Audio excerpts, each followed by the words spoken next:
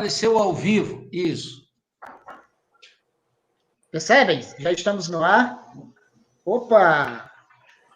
Prazer imenso aqui. Roberto Requião está conosco, Nildo Ourix. Prazer recebê-los aqui nesse bate-papo. Esta é uma live do Centro de Estudos Latino-Americano, o CESLA, que é uma iniciativa bastante promissora e bastante importante diante da conjuntura em que vivemos, mundial e latino-americana. É uma iniciativa de alguns docentes e militantes aqui do Instituto Federal do Ceará, que tem na coordenação o nosso camarada e compadre Aquiles Chave, que está, com certeza, está ligado, está nos ouvindo. Tem integrantes, outros integrantes, como Paulo Massey, Davi Moreno, Diego Gadelha, todos do Instituto Federal. Além do que, o CESLA congrega também a Richelle Barbosa, o Uriban Xavier, que são da UFC, e eu, professor Epitácio Macário, e a Lia Pinheiro, que somos da UES. Qual é a tentativa do CESLA? A exemplo do IELA, viu, Nildo? A tentativa é fundar e fundar um centro que aglutine intelectuais, ativistas, professores, em torno do tema da nossa América, latino-americana, os temas quentes do momento. Então, o CESLA já nasceu com uma vocação para abafar, porque vai lidar com temas bastante importantes e já tem projetos bastante ousados, como é o caso do Observatório da Realidade Latino-Americana, o ORLA, que, através de vídeos, eles vão trabalhando temáticas da conjuntura latino-americana. Já tem alguns vídeos armazenados no YouTube, mas o CESLA também pretende ser um centro irradiador de formação, né? E opa, tem alguém aí com... Deu uma interferência aqui, acho que foi meu celular aqui, tá? Então, muito boa noite a todos e a todas, boa noite, Requião, boa noite, Ourix. Nós estamos aqui com uma live intitulada, um debate virtual intitulado Conjuntura Brasileira e a questão da soberania nacional, e não poderíamos estar melhor acompanhados do que aqui com esses dois camaradas.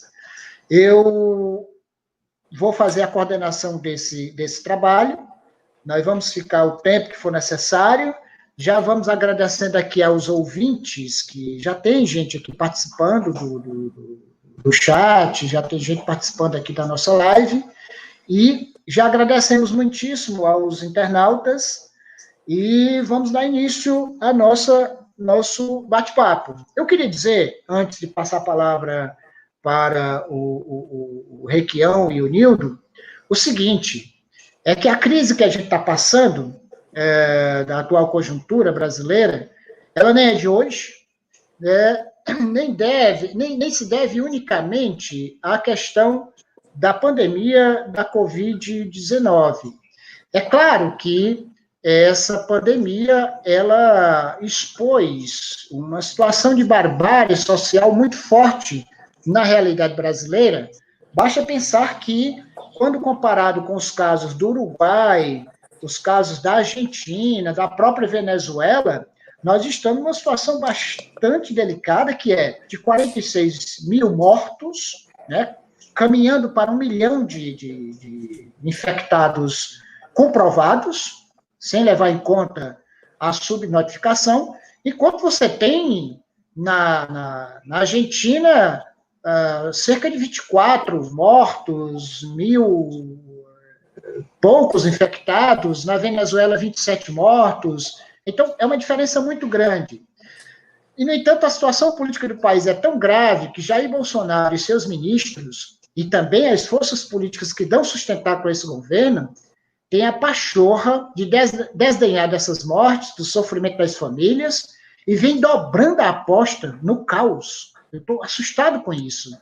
Até aqui, esse bloco no governo tem mostrado uma forma de exercício do poder, inclusive, bastante eficaz. Por quê? Eles conseguiram até aqui, inclusive, fazer com que governos que ensaiaram rapapé de lockdown, como foi o caso do Ceará, do São Paulo, do Maranhão, já terem que voltar atrás. Estamos diante também de uma crise econômica em que os órgãos oficiais dizem que teremos uma queda no PIB de 8% a 10% esse ano, talvez seja até mais. O desemprego deve fechar o ano, isso é o que dizem os órgãos oficiais, em torno de 14% ou 15%, ao mesmo tempo que o último relatório dos direitos humanos da ONU revela que o Brasil é vice mundial de desigualdade social, perdendo apenas para o Catar. Né? Diante dessa circunstância, o governo de Bolsonaro e as forças que o apoiam, né, os ministros e as forças políticas, tinham conseguido passar o trator, na minha opinião, até aqui, sobre as forças oposicionistas e de esquerda, garantindo o projeto ultraliberal aí, capitaneado pelo capitão, na verdade, o capitão do projeto econômico ultraliberal, que é o Guedes, né, que teve seu ensaio na ditadura de Pinochet, e arrasando a vida do povo brasileiro com um conjunto de medidas que rebaixa as condições salariais e de vida do povo. Basta pensar na reforma trabalhista, na reforma previdenciária, nesse auxílio que talvez nem seja renovado. Ora, as forças políticas que hoje estão reunidas fazendo oposição ao governo pareciam anestesiadas até há pouco tempo, mas agora se reuniram em torno de manifestos como Estamos Juntos, o Manifesto Somos 70%, e numa ampla unidade ao ponto de reunir em lives e encontros virtuais pessoas como Fernando Henrique Cardoso, Ciro Gomes, Marina Silva, sob os auspícios da Globo, né? E nesses manifestos e nessas frentes têm entrado desde militantes, integrantes do PT, personalidades, até do PSOL mesmo, tem essas iniciativas. Então, o cenário é bastante complexo e para debater esse cenário que nós convidamos aqui essas duas personalidades que está conosco hoje, o Roberto Requião e o camarada Nildo Aurix. As perguntas que eu deixo de início são: como é que chegamos aqui, a esse ponto?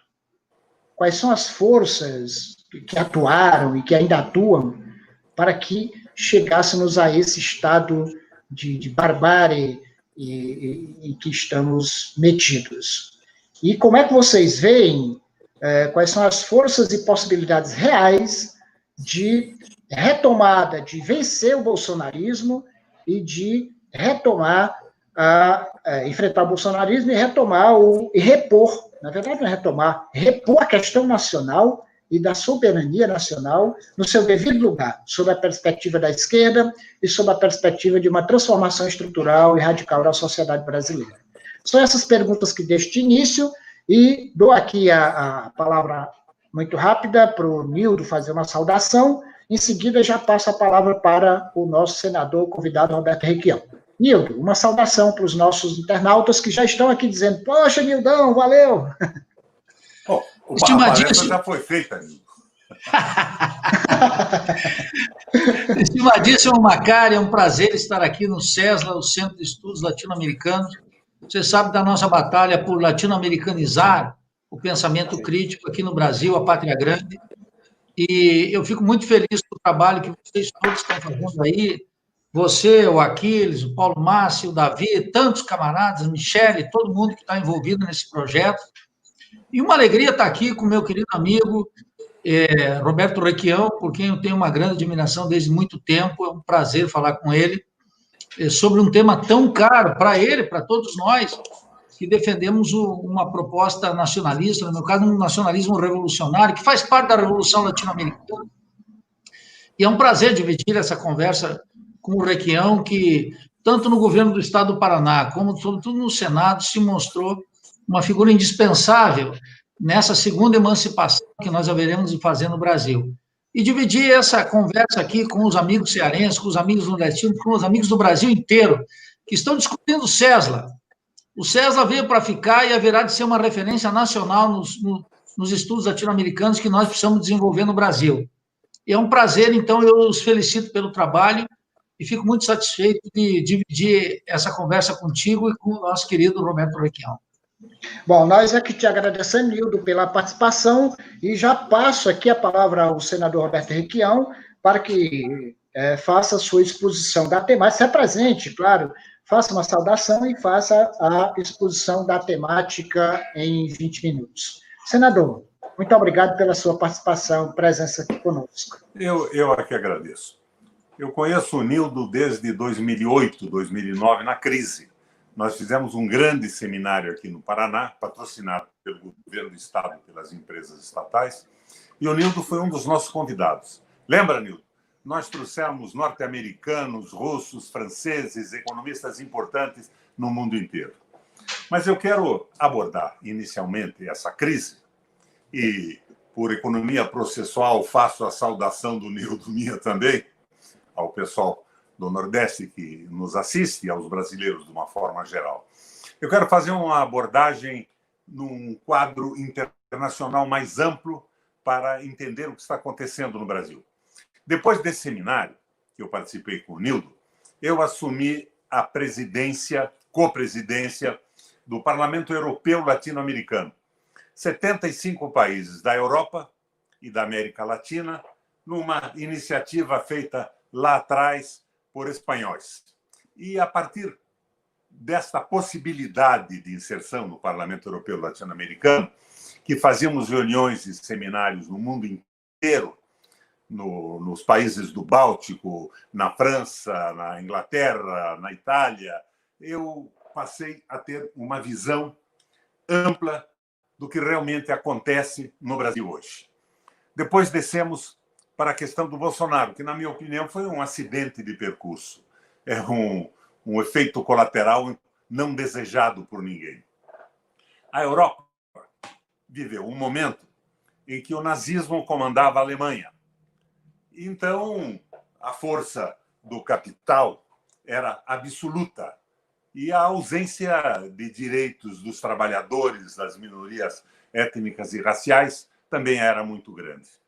Mas, em determinado momento, a Alemanha cai, mas sobrevive a Rússia com um projeto comunista.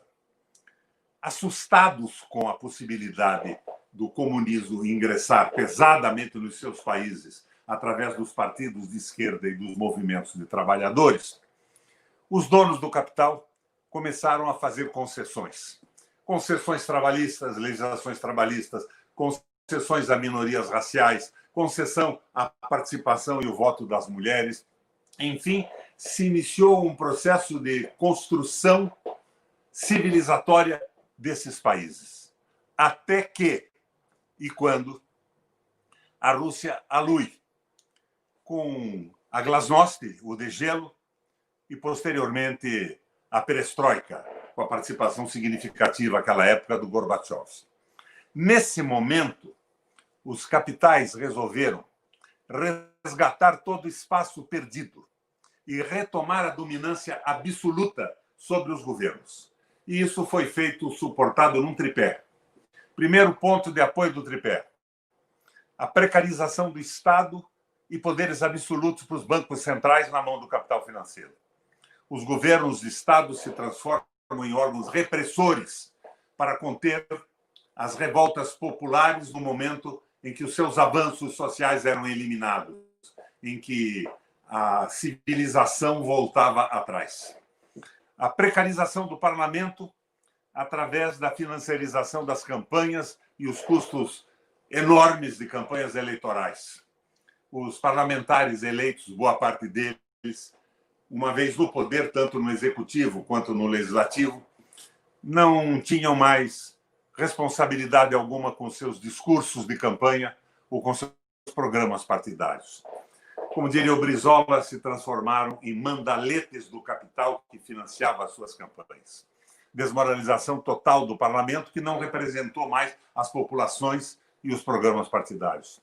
E o terceiro ponto de apoio, que foi o crucial, a precarização da legislação do trabalho, a transformação de trabalhadores em semi-escravizados. No Brasil, isso refletiu com o fim da CLT, o fim da aposentadoria pública e tudo mais, para o capital estabelecer o domínio absoluto. Aqui no Brasil, nesse intervalo, se elegeu o Lula pelo PT. O Lula, na minha opinião, foi um avanço civilizatório no Brasil.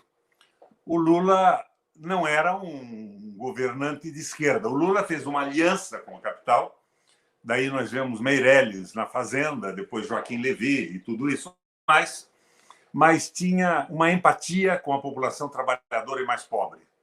Então, vieram programas como o aumento do salário mínimo, garantias de investimentos que favoreciam a grande população. Até o momento que aquela ideia de dominação absoluta da economia e dos países, partindo especificamente e principalmente dos Estados Unidos, chegou aqui. O Jimmy Carter, outro dia, escreveu uma carta ao Donald Trump, em que ele diz o seguinte: Trump, você está com medo da China. E eu quero dizer a você que você tem toda a razão. Por que o Jimmy Carter disse isso ao Trump? Ele disse porque, segundo ele, os Estados Unidos, nas últimas décadas, investiu 300 trilhões de dólares nas suas forças armadas. Esqueceu a modernização da sua economia, a robotização, a evolução científica nos processos industriais e as políticas sociais. E passou a investir em queda de governantes de países onde havia abundância em meios energéticos como petróleo e minérios estratégicos. Derrubou o governo, matou muita gente, e a China, que nesse processo todo havia sido utilizada pelos Estados Unidos, porque há 40, 50 anos atrás a situação trabalhadora era precária, não havia legislação trabalhista de proteção, e foi utilizada pelo capital que saiu dos Estados Unidos e investiu na China. A China não se meteu em aventura militar alguma. Ela foi assimilando tecnologia e, com os recursos que ganhou nesse processo, comandado pelo seu partido único, ela construiu novas cidades, trem-balas, robotização da indústria e avançou de uma forma simplesmente extraordinária, podendo, segundo o Jimmy Carter, se ombrear ou passar dos Estados Unidos. Então, o que nós vemos hoje é que nós não estamos mais inseridos na Guerra Fria, comunismo russo e a liberdade anunciada nos Estados Unidos. Nós não estamos nessa guerra, estamos em outra. Nós estamos numa guerra por controle da humanidade e da produção dos combustíveis de minerais estratégicos. E nesse jogo entrou o Brasil também. A política externa do Lula com o Celso Amorim foi uma política positiva, conversar com o mundo, tentava reproduzir avanços que ocorreram na época do Getúlio Vargas, que aproveitou o conflito e conseguiu financiamento para dar a partida, o start no desenvolvimento industrial do Brasil. E daí veio o tal plano Ponte para o Futuro, feito pelo Lisboa, Marcos Lisboa, daquele instituto lá de São Paulo, em que o Brasil se transformava numa grande fazenda, mecanizada, robotizada, com tecnologia alta, desempregando, e para conter o desemprego dessa escravização agrária, veio a proposta da destruição total da legislação trabalhista, com a esperança e a hipótese que capitais viessem investir no Brasil, como aconteceu na China, no seu processo de retomada do desenvolvimento. Este é o quadro que nós vemos. Se o Lula, por exemplo, tivesse cedido o pré-sal, na primeira reclamação norte-americana, José Serra, aquela gente toda que fazia o lobby dos Estados Unidos, não tinha havido nem queda, nem nada disso. Mas o governo do Lula, na verdade, foi uma social-democracia tupiniquim, uma aliança aberta com os grandes capitais. O Lula dizia: os banqueiros precisavam de um presidente socialista para ganhar o que ganham, mas os trabalhadores estão conseguindo viajar, estão conseguindo comprar, estão se inserindo no mercado.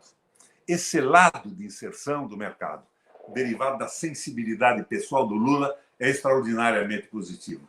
Mas o domínio absoluto do capital se manteve. Não vejo diferença entre Meirelles, Joaquim Levy e Guedes. E muito menos do tal Marcos Lisboa, que estava vinculado, no momento, ao governo do PT, inclusive, e que supõe-se que teria uma posição destacada se o PT viesse a ganhar a eleição. Então, minha gente, eu vejo isso. Bolsonaro é um efeito colateral. Eles nunca imaginaram o Bolsonaro. Agora eles querem tirar o Bolsonaro. Tem aí, juntos estamos, uma frente de suposta oposição nacionalista que não tem nada disso. É uma frente que pretende se opor ao Bolsonaro ou conter o Bolsonaro, freio bridão no Bolsonaro, e fazer valer as propostas do Guedes e do mercado financeiro. Para início de conversa, eu acho que é isso que eu poderia dizer nesse programa. Um abraço.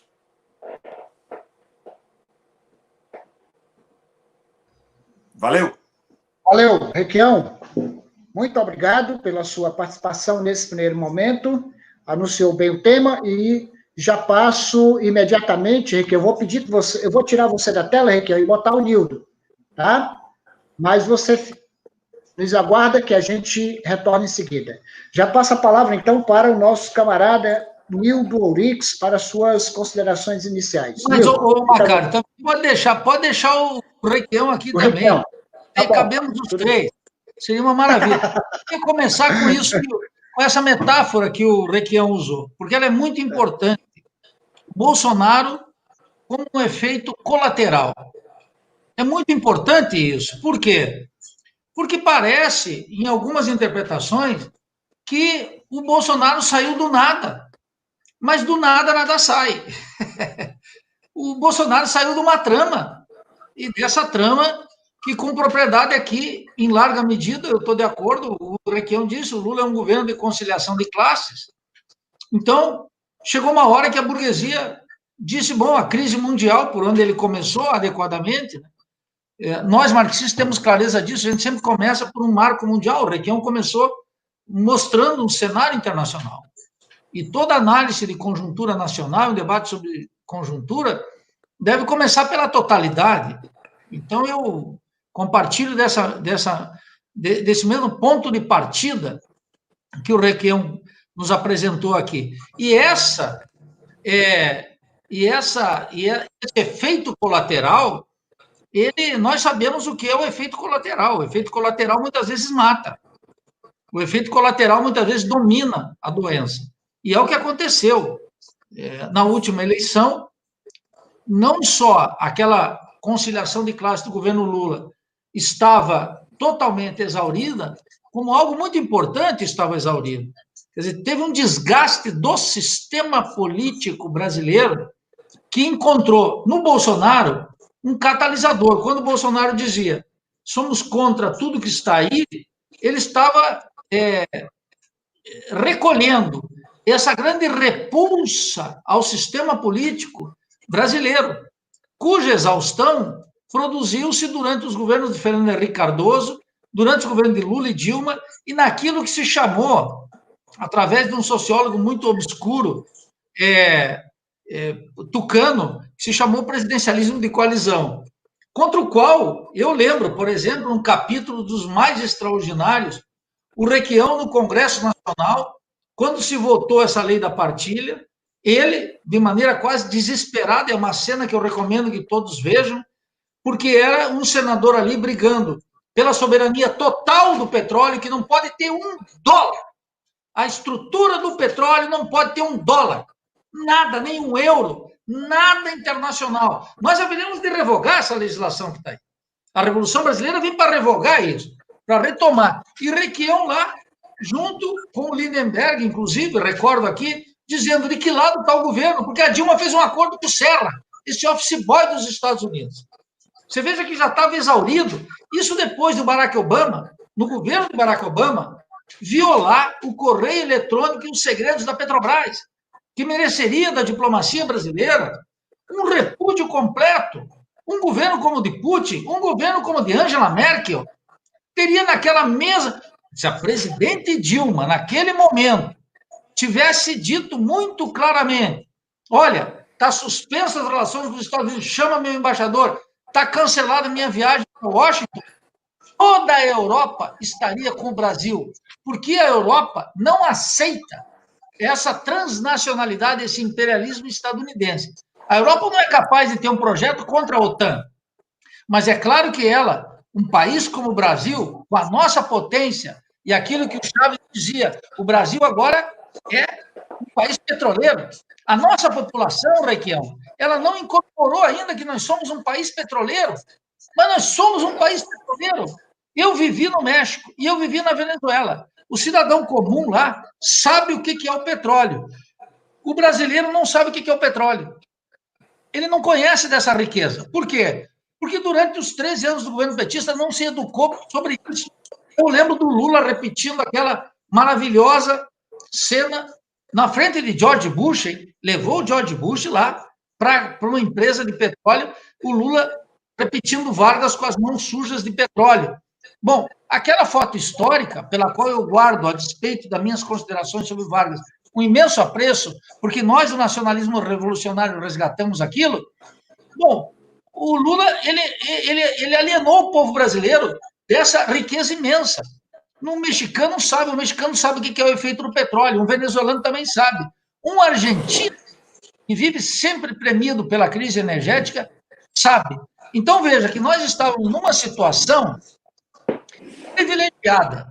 E, de fato, a população se exauriu. É claro que a população votou contra o sistema naquela figura que é uma das figuras mais podres do sistema, que é o próprio Jair Bolsonaro. O Requião poderia dar aulas aqui sobre o que significa Bolsonaro no Congresso Nacional. Nós nem vamos gastar saliva com isso, porque já o que ele mostra na presidência da República já merece um juízo político drástico, né, que haverá de ter com o impeachment e com a derrubada desse governo. Nós vamos ter que derrubar esse governo, isso não há dúvida. Mas veja, ele é consequência necessária de um fracasso do sistema político e do fracasso daquela conciliação de classes que o Requião, com propriedade, colocou aqui. E nós somos obrigados, à luz da experiência histórica, então, pensar como é que se dá a luta pela soberania. E eu queria aqui, então, Macário, rapidamente mostrar o seguinte. A luta pela soberania, ela é uma luta que tem que estar repousada num povo consciente do seu poder. Essa que é a questão. O resto é tudo conversa. Vocês acham que esses latifundiários brasileiros, de Goiás, do norte do Paraná, de Matopiba, que tanto encanta o Ciro Gomes, vocês acham que essa gente está preocupada com a soberania? Essa gente está preocupada com o porto. Eles confundem o Brasil com uma estrutura portuária. Vocês acham que os comerciantes, os grandes comerciantes brasileiros, estão preocupados com a soberania? Vocês acham que eles conhecem o território brasileiro? Eles conhecem Orlando e a Disneylândia e algumas capitais europeias. Eles não têm preocupação nenhuma com o Brasil. Você que está nos escutando, vocês acham que os banqueiros, esses homens do dinheiro, que não têm pátria, como dizia o Marx no Capital, o capital não tem pátria, vocês acham que essa gente está preocupada com a paçoca, está preocupada com a mandioca, está preocupada com a carne seca, está com a rapadura? Essa gente gosta de um covescotezinho lá na Europa, não tem vínculo com o povo. E vocês acham que, então, portanto, quem é que pode garantir a soberania? É um povo consciente do seu poder e da riqueza do país. Nós temos um exemplo na América Latina, como é um país, uma ilha do Caribe, e uma ilha do Caribe que pratica política internacional de maneira independente nas barbas do Império, submetida a 50 anos de bloqueio, e agora mais ainda, mas mantendo a seja-chama. E a Venezuela, com problemas terríveis de abastecimento, etc., a Venezuela, o governo Maduro, podia resolver amanhã, Requião. Bastaria fazer um acordo com a embaixada e nós teríamos banana fresca nos mercados de Caracas e do Vale do Orinoco. Estaria tudo lá. Só que eles entregariam a soberania. A soberania implica em que um povo assume o sacrifício pela pátria, assume no seu cotidiano. Aqui no Brasil isso é rarefeito. Mas então veja, o tema da soberania, que o Requião colocou aqui com propriedade, ele é um tema muito importante para a Revolução Brasileira. E esse tema estava exaurido. Eu quero dizer aqui para todos que nos escutam, eu tenho um grande apreço pelo Requião, ele sabe, não preciso ficar aqui repetindo isso. Mas nós temos polêmicas, divergências, etc. Mas o Requião retomou agora um esforço notável, que foi um esforço para retomar a questão da soberania, mas com a chapa quente. Com a chapa quente. E eu vi ali umas discussões do Requião recusando essa conversa mole de soberania em abstrato. O problema é esse. Hoje está todo mundo falando em soberania. O entreguismo é tal. Um presidente da República que bate continência para a bandeira dos Estados Unidos. Um conjunto de ex-militares, porque eu não considero esses sujeitos que estão aí militares. São ex-militares. Mourão, que é um entreguista de marca maior, Heleno, que é um entreguista de marca maior, todos esses 2.000 oficiais que estão aí, Pazuello, um escândalo no Ministério da Saúde, essa gente não tem nada a ver com o patriotismo, nada a ver com o nacionalismo, nada a ver com o Brasil, são entreguistas, é gente vinculada à estratégia de Washington. O Mourão, desde sempre, tem um discurso dele que eu recomendo que todos busquem aí nas redes sociais, 1 ano e meio antes das eleições, ele nem era pré-candidato, nada, numa loja maçônica, ele fazendo um discurso que Paulo Guedes ficaria à direita dele, à esquerda dele. É um entreguista. Essa gente implica que não pode representar as Forças Armadas. Então, um povo consciente, Forças Armadas que vão ter que discutir o tema do nacionalismo revolucionário, porque, no limite, queria concluir com isso. Na América Latina, a última eleição foi muito importante, porque Cuba não foi uma peça de luta ideológica. A peça de luta ideológica foi a Venezuela.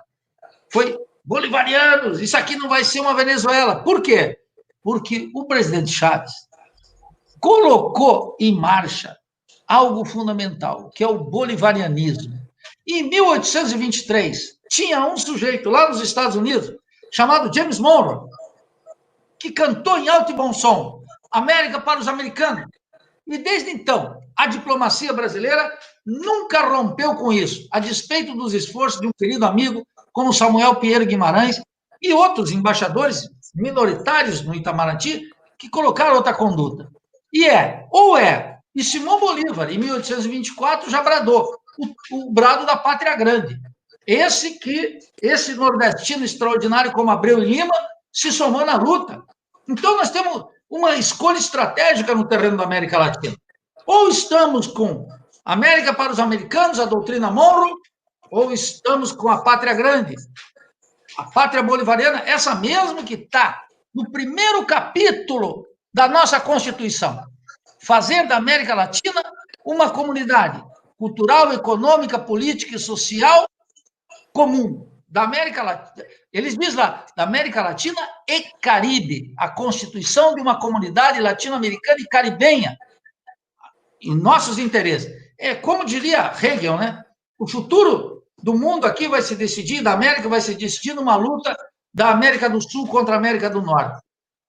Eu que ando estudando Hegel agora, de maneira muito sistemática, com uma rapaziada jovem aí, da qual eu sou apenas aprendiz, estou entendendo cada vez mais esse drama histórico, que aqui quem colocou em circulação, pelo menos eu li a primeira vez, foi com esse extraordinário antropólogo brasileiro chamado Darcy Ribeiro. Então, eu acho que nós estamos nessa encruzilhada. Agora, essa encruzilhada não é ruim. Queria concluir com isso finalmente, Requião. Tem muita gente que diz que os dias são difíceis. E sabe o que eu penso, Requião? Macário, todos que nos estão escutando? Os dias difíceis são aqueles que separam os homens de los ninhos. Agora é para a gente ser... Agora é para a gente ser grande. Naquelas ondas que está tudo facilzinho, como a gente viu na época que o Lula tinha 82% de aprovação, subiu uma quantidade de vagabundo, oportunista, corrupto no bonde, que está aí agora as consequências claras. Então, acho que a crise depura, os momentos de dificuldade são os momentos em que nós vamos separar quem está com a pátria, quem está com a revolução, quem está com o socialismo, quem está com o povo e quem não está. Então, acho que esse é o único dilema dos nossos dias. E é um dilema que sempre nos acompanhou. Quem está com o povo e quem não está com o povo.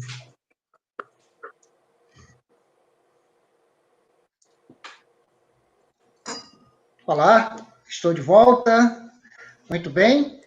Terminada, assim, a exposição e a provocação inicial feita pelo senador Roberto Requião e pelo camarada Nildo Ourix, nós já saudamos aqui imediatamente os colegas, companheiros e militantes e ativistas que estão participando aqui pelo chat, e vou dar voz a vários deles aqui. São muitos comentários, e eu vou selecionar alguns, vou colocar na tela e vou ler, e alguns são direcionados, outros são gerais, e proponho isto, que eu apresente esses comentários para a gente abrir um debate com a nossa plateia, que é o que é mais importante.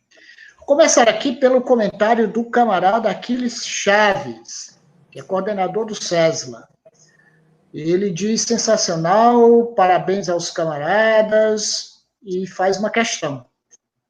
Frente à conjuntura e os desafios assinalados, podemos falar de uma estratégia novo desenvolvimentista, tal como proposta por Ciro Gomes? E quanto aos movimentos do tipo Somos 70%, possuem alguma efetividade? A pergunta está na tela e eu repeti também em voz, para ficar bastante claro. Deixa eu ver outra questão que veio do Dom Casafetes. Os grandes comerciantes estão preocupados em extorquir o povo com vendas de gato por lebre e juros escorchantes e explorar os trabalhadores por intermédio... Espera aí que a letra é pequena, e minha miopia já está bem avançada, são 6 graus aqui. Bom, ele diz: os grandes comerciantes estão preocupados em extorquir o povo com vendas de gato por lebre, a juros escorchantes e explorar os trabalhadores por intermédio de parcerias, como aquelas do parceiro Magalu, propagandeada nos caldeirões do Hulk da vida. Bom, é mais um comentário, né? Vamos pegar outra questão. Vou botar na tela, do nosso camarada Marcelo Vitor, que é professor aqui em Fortaleza também, o tema da soberania. Mas antes, o tema da cidadania. É no contexto da cidadania que a soberania é discutida. Quais os caminhos da cidadania no Brasil? Quais seus becos sem saída? Tudo bem? Tereza Esmeraldo faz um debate aqui no chat. Deixa eu procurar um comentário da Richelle Barbosa, que é integrante do CESLA também, e da UFC. Boa noite. É de grande importância para o CESLA promover esse momento. Agradecemos aos dois gigantes, ao Roberto Requião e Nildo Ourix, e pergunta aos caros camaradas qual o tipo de projeto nacional que deve ser proposto para o fortalecimento da soberania, no que ele pode ser diferente do que, certamente, do que já está posto aí, do que já foi experimentado em outras épocas, né? Tem uma pergunta aqui, e aí eu encerro para a gente fazer um outro bloco depois, que são várias. Camarada Antônio Macário, que é integrante da Revolução Brasileira e professor da Rede Pública de São Paulo, faz o seguinte comentário e pergunta: o essencial da economia brasileira, me refiro às grandes empresas estatais, foram entregues na bacia das almas ao capital imperialista. É possível a reconquista da soberania nacional sem retomá-las e criar novas empresas públicas na produção de alimentos, por exemplo? Entendeu, Requião? Não sei se você está conseguindo ler. Pronto. Eu vou passar para o Nildo e para o Requião para fazer seus comentários e respostas a essas indagações e reflexões. Mas antes disso, vou atender a um pedido que veio lá de Mossoró, Rio Grande do Norte. Manda um alô para Mossoró, viu, Nildo? Requião. Mossoró está pedindo alô. E o nosso querido Francisco Teixeira, professor, grande autor marxista, teórico marxista, está nos acompanhando e mandando um abraço para nós. E pede um alô para Campina Grande. Vamos, então, às suas considerações. Requião, começa com o Requião ou o Nildo, que já está com a chapa quente? Não, vai com o Requião aí, pode começar o Requião. Senador, por favor. Vamos lá, minha gente. Eu quero iniciar lembrando, Nildo, que em 80 o Brasil tinha uma produção industrial superior à dos tigres asiáticos. Quais seriam os tigres? Malásia, Tailândia, Coreia do Sul e China. Hoje, nós não produzimos industrialmente 10% do que eles produzem. As estatísticas oficiais que eu tenho são de 15%, mas veio isso antes do Meirelles e dessa gente toda. Não produzimos 10%. E eu lembro do nosso combate duro, eu tenho 79 anos de idade, 80 anos incompletos, nas ruas e tudo contra a ditadura militar. Mas eu não posso deixar de reconhecer, por fidelidade à história, a atuação, por exemplo, de um militar como o Geisel. Ele era autoritário, era um fascistão, mas era nacionalista. Ele reforçou a Petrobras, a Vale do Rio Doce, a Escola de Engenharia do Exército. E isso vinha desde a época da guerra, quando o Getúlio Vargas se aproveitou-se do conflito para instalar a Siderúrgica Nacional. E ali nós começamos um processo de desenvolvimento que andou até que em 80 nós éramos superiores aos tigres asiáticos. Não existe mais isso hoje, Nildo. Os nossos militares com pijama ou sem pijama, pelados na sua verdadeira natureza, não têm mais identidade com a população. Como você disse, eles têm identidade com o norte-americano, com o exército americano, com as políticas liberais. Eles não sentem o sofrimento do povo e não propõem nada para isso. Daí, eu acho que uma das coisas que nós temos que fazer, e concordando com o Nildo também, é esse tipo de debate.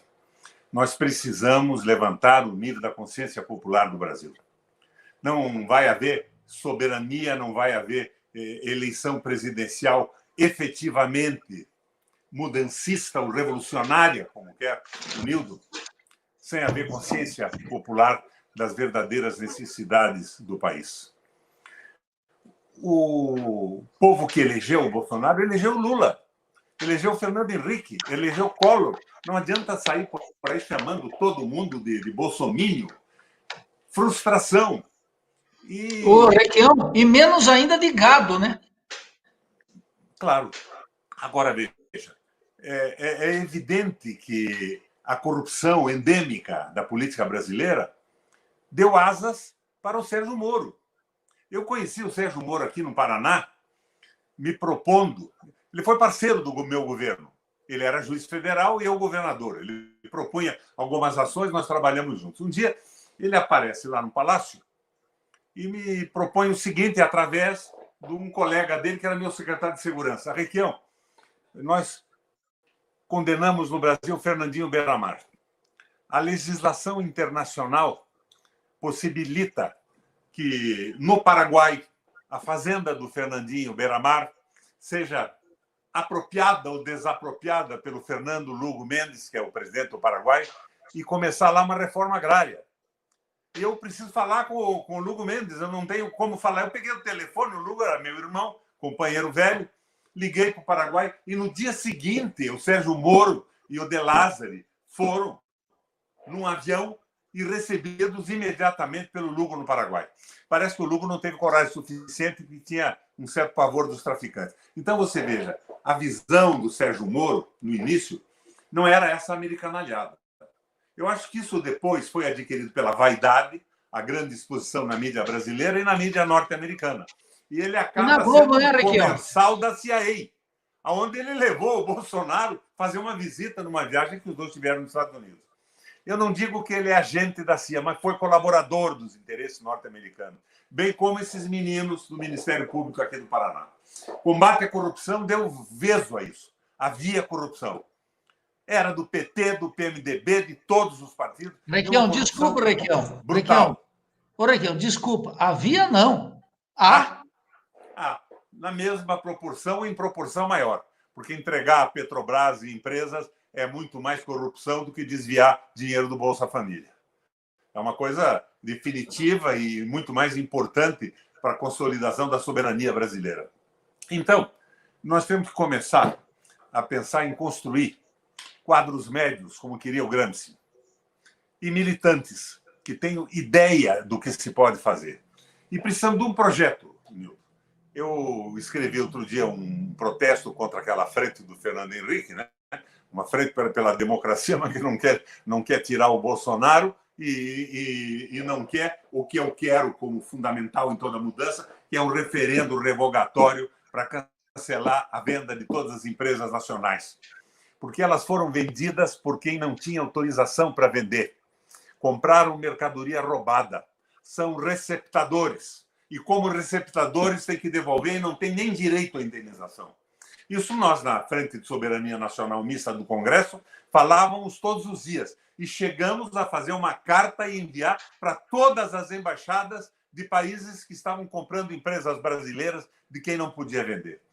Agora, precisamos modelar um projeto que tenha inspiração no que pôde resolver a crise de recessão no mundo recente. Nós temos que dar uma olhada no que aconteceu na União Soviética, antes da glasnost e da perestroika. A União Soviética aluiu, mas não se pode negar que a tecnologia avançou à beça, principalmente a tecnologia militar, tanto que hoje ainda ela faz ombro aos Estados Unidos. Nós temos que dar uma olhada no que aconteceu na Alemanha, nos anos 30, com a nova política alemã do Horace Greeley e Arma Schacht, em que ele acabou com a rentabilidade do dinheiro na rolagem da dívida e ofereceu um projeto de reconstrução da base alemã, da infraestrutura, feito com a parceria do Estado com grandes empresas, e o Estado garantia para aquele pessoal que não pôde mais rolar a dívida e tinha uma moeda não conversível de 4% ao ano. E com isso ele tirou o dinheiro da especulação e jogou o dinheiro na reconstrução. Depois disso, é a inspiração do New Deal dos Estados Unidos, com uma preocupação americana de geração de emprego e a influência, por exemplo, na comparação, tenho falado muito nisso, Nildo, do Henry Ford. O Henry Ford pegou as teorias do Taylor, que diziam o seguinte: você aumenta a produtividade de um trabalhador especializando-o, não é aumentando a carga horária e controlando o salário. Então, ele jogou a ideia do Ford, do Taylor, na linha de montagem. E saiu a linha de montagem taylorista-fordista. Baixou extraordinariamente o preço de produção do carrinho. Um grupo se especializou em fundir o bloco, outro em montar a caixa, outro em montar o motor, e com grande qualidade e preço de produção baixo, ele conseguiu inundar os Estados Unidos com o carrinho dele. Isso entusiasmou a economia americana, que estava em recessão, Nilton, mas que era tão complexa quanto é a economia brasileira hoje. Aliás, nós somos, até comparativamente, esquecendo o interregno de tempo, mais complexo do que eles eram naquela época. E a indústria americana inteira começou a montar linha de montagem. Linha de montagem taylorista em toda a parte. Daí o Roosevelt resolve dar uma condecoração que seria a maior condecoração dada a um empresário para o Henry Ford. E o Henry Ford recusa. Se não aceito. Mas não aceita por quê? Pergunta o Roosevelt. Se eu não aceito porque esse meu método de linha de montagem com o Taylorismo, especialização do trabalho, vai quebrar os Estados Unidos definitivamente. Nada vai poder fazê-lo retomar o desenvolvimento. Mas como? Porque nós vamos aumentar a produção das indústrias americanas, mas nós não temos estrutura de consumo. Meu Deus, o que eu faço? E vem o primeiro conselho do New Deal, do novo Pacto Americano. Presidente, diminua a carga horária dos trabalhadores e aumente o salário. Mais gente trabalhando, recebendo mais consumo nos Estados Unidos. E foi o que deu a partida no New Deal, além das políticas à época, agrícolas, que têm uma velocidade maior de recuperação do que a indústria, e, no fim, tudo isso foi costurado pela entrada dos Estados Unidos na guerra, que foi um grande esforço e solucionou e arrematou tudo isso. Não vou dizer que essas políticas, por si só, resolveram o problema. Então, o que é que nós estamos vendo no Brasil?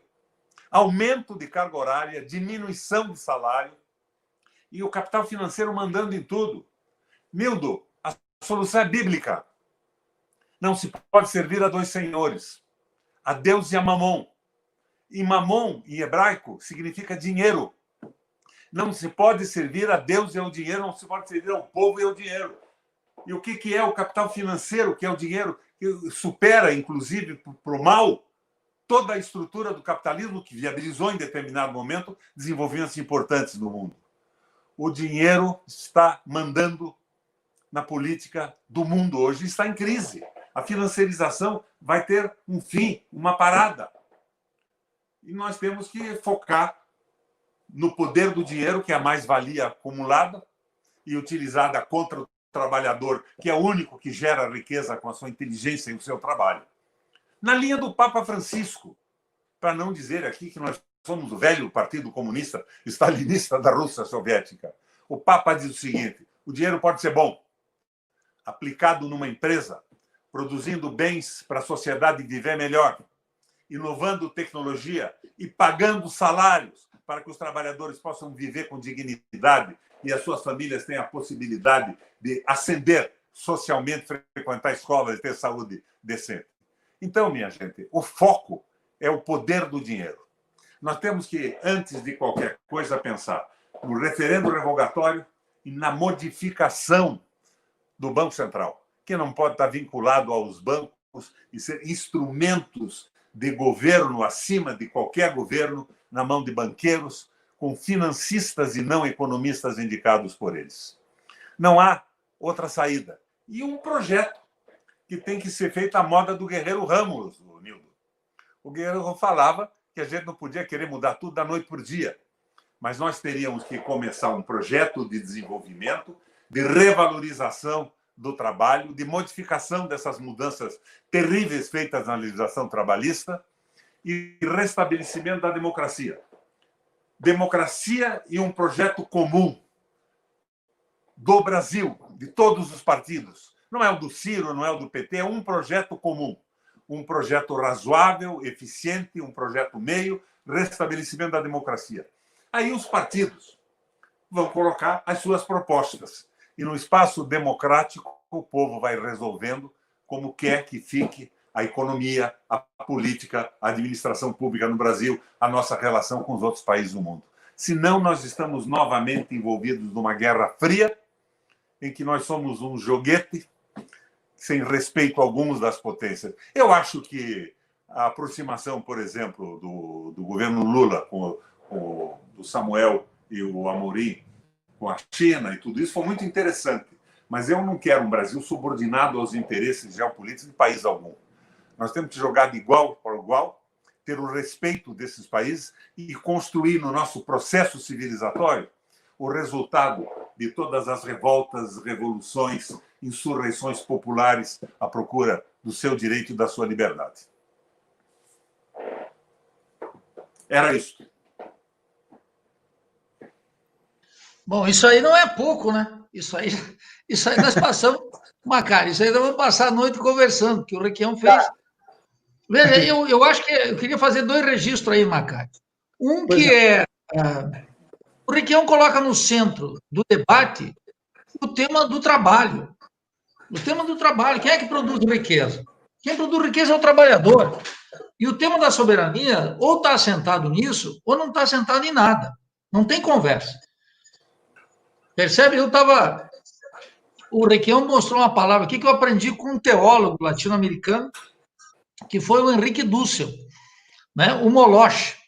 E eu fui descobrir, Requião, lendo um texto do Engels, que é um texto sobre uma crítica do Engels a Thomas Carlyle. E Thomas Carlyle, lá na Inglaterra, em 1830, ele descancara contra a moral inglesa que estava desaparecendo diante da Revolução Industrial. e ele diz exatamente isso que o Engels pega e o Marx também pega. Não se pode servir aos dois pastores. Ou se está com os trabalhadores, ou se está com o Moloch. Não tem conversa.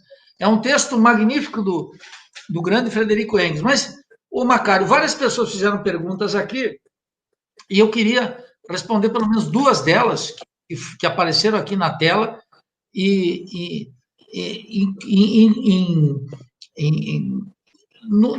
nessa conversa com o que o Requião apresentou aqui.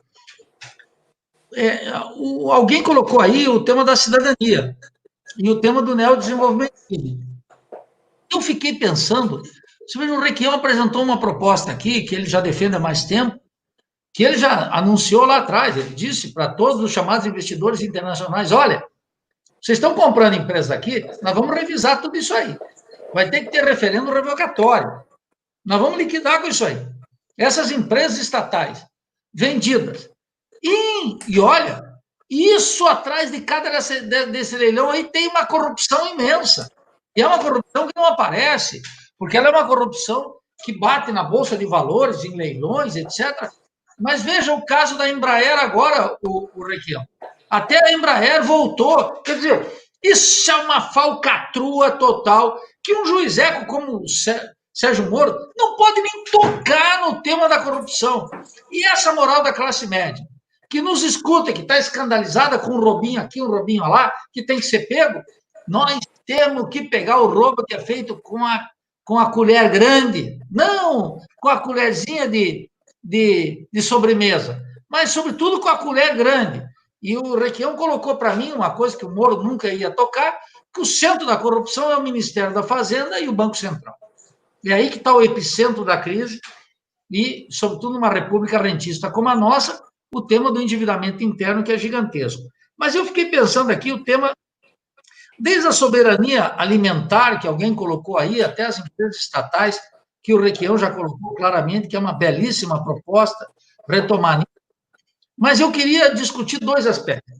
Um, que o Requião, o Requião, quero dizer para todos que nos escutam aqui, ele é um estudioso de Guerreiro Ramos. Estudou a obra de Guerreiro Ramos, discutia, e ele me passou um recado aqui. Ele dizia, não é do dia para a noite, Nildo, como diria o Guerreiro Ramos. E ele tem razão, os processos políticos não são do dia para a noite. Não ocorrem assim com uma ruptura, como um fogo de artifício que estoura, mas eles são acumulativos. E o Requião colocou ali, é preciso constituir quadros, consciência política, como dizia o Guerreiro, transitar de uma consciência ingênua para uma consciência crítica. Isso é o efeito do que o Cesla está fazendo, do que os verdadeiros partidos têm que fazer, dos sindicatos, do revolucionário. Nós temos que fazer isso, criar aqui, consolidar nessa geração de militantes, acabar com aquela consciência ingênua da conciliação de classe, dos movimentos populares. O sujeito pode estar no movimento popular e pode não estar contribuindo com nada, pode estar só figurando no Facebook. Tem que avançar na consciência numa praxis revolucionária. Eu fiquei pensando, o que é o tema da soberania no solo concreto da América Latina, Requião? Imagine, os Estados Unidos podem fazer de Cuba destruí-la em 5 minutos do ponto de vista militar. A grande questão que a gente pergunta é, por que os Estados Unidos não podem fazer? Porque, como dizia o Fidel lá na praça, milhões de vezes, se os gringos entrarem aqui, eles vão recorrer sangue e pó, nada mais. Vai ser um território morto. Veja, o que ele está colocando aí numa linguagem militar? Ele está dizendo aqui tem um povo consciente. A soberania, a luta pelas estatais, a luta contra a superexploração, que o Requião colocou muito claramente aí, que é a situação de superexploração, de desemprego estrutural que veio para ficar com essa crise gigantesca, com a morte pela pandemia, com a degradação da saúde, da educação, da cultura, do controle das riquezas nacionais, da soberania, da política externa, tudo que você imaginar. De alguém que mencionou aqui, da soberania alimentar. Essa semana eu vi um vídeo baseado na obra de Câmara Cascudo, Alimentação no Brasil, que é uma coisa extraordinária, não é? Nós podemos produzir mandioca sem gastar $1, Requião. Nós podemos... A batata foi a comida da economia política inglesa. Por que nós não podemos fazer aqui a revolução baseada na mandioca? A Dilma, coitada, quando foi falar na mandioca, ela não tinha esse escopo, ela não sabia, porque a Dilma não estuda o Brasil. Se ela estudasse o Brasil, ela ia ver isso. Então, veja, o que a Revolução Cubana dizia? O problema não é um problema militar, é um problema de consciência do seu povo. E aí nós nos encontramos com o seguinte, o Requião colocou bem aí uma coisa. Nós temos, tradicionalmente, no Brasil, um nacionalismo de direita. Ele mencionou o Geisel. O Geisel que fez o segundo PND, que tentou desenvolver aqui o setor 1 e 2 da economia, as estatais, etc., que tinham tinha vários pecados capitais, 3 pelo menos. Superexploração da força de trabalho, endividamento externo, que era muito importante, né? E a presença das multinacionais. Agora, veja, essa experiência a gente aprendeu com ela. Agora, nós temos que pegar agora um nacionalismo que eu chamo de nacionalismo revolucionário. Esse nacionalismo que se expressou historicamente na América Latina e que nós haveremos de enfrentá-lo, porque para fazer essa proposta que o Requião colocou aqui, muito adequada, de revisar todas essas privatizações, o Macari, e todos que nos estão escutando, só o nacionalismo revolucionário, com o qual eu estou de acordo. Quem é que vai bancar isso? O Congresso? O Supremo Tribunal Federal? A mídia, Requião? Tu sabe o que é a mídia. O Requião enfrentou com a TV Cultura do Paraná, enfrentou a mídia. O Requião sabe qual é o poder da mídia, porque o Requião governou 8 anos no Paraná com a mídia contra. Ele sabe como é que é isso aí. Um governante não pode vacilar contra isso. Agora, qual é o único recurso? Recorrer à força do povo. E isso é que eu chamo hoje do nacionalismo revolucionário e o nacionalismo de esquerda. Nós temos um problema, Requião. O nacionalismo do Brasil, ele sempre foi hostil ao marxismo. E os marxistas sempre foram hostis ao nacionalismo. Os nossos marxistas são internacionalistas, em abstrato. As revoluções, todas elas têm, como a Revolução Russa, tem uma vocação mundial, mas elas são... O Lenin alertou 1 milhão de vezes, até os soviéticos, o Lenin diz, é a forma russa da ditadura do proletariado, é a forma russa. Então, nós vamos ter que cultivar aqui um nacionalismo revolucionário. Eu queria aproveitar, o Macari, mandar um abraço aqui para a Nath, que fizeram um grupo de estudo de Hegel, o nosso querido Luiz Fernando Reis, lá de Cascavel, que também mandou uma saudação aqui, e dizer algo fundamental. Quer dizer, quem fará isso? A pergunta que o Requião colocou aqui, que me parece a mais importante. Quem é o bloco de forças que fará esse processo de transformação, de luta pela soberania? E eu defendo, de um Brasil socialista. São o conjunto dos trabalhadores, aqueles que perdem com a crise. Os setores hoje dessa coesão burguesa que dirige o Brasil, desde 94, Requião, sob a hegemonia do capital financeiro, isso que você falou aí, o poder de dinheiro, para nós marxistas é o capital fictício, que você conhece bastante bem. É essa forma de valorização fictícia, cuja finalidade é espalhar uma miséria gigantesca no mundo, a dependência e o subdesenvolvimento, a miséria para as classes populares aqui. Nós vamos ter que enfrentar esse dilema. A esquerda vai ter que pensar um programa, e aí eu quero dizer para quem me perguntou aqui, o Lula é um fracasso histórico. A gente tem que dizer, o projeto do Lula é um fracasso histórico. E o projeto do Ciro, o Ciro está costeando o alambrado. O Ciro está querendo ocupar o lugar histórico que foi do petismo, sem entender que aquele projeto fracassou. E que nós vamos precisar agora de um bloco efetivamente popular, Requião.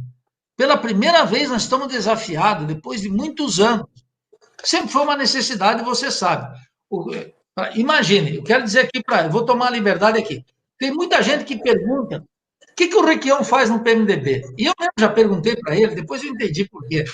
Bom, o que ele faz no PMDB? Eu digo, não tem a menor importância. Porque dentro do PMDB, o Requião, por exemplo, nunca pôde sair candidato a presidente.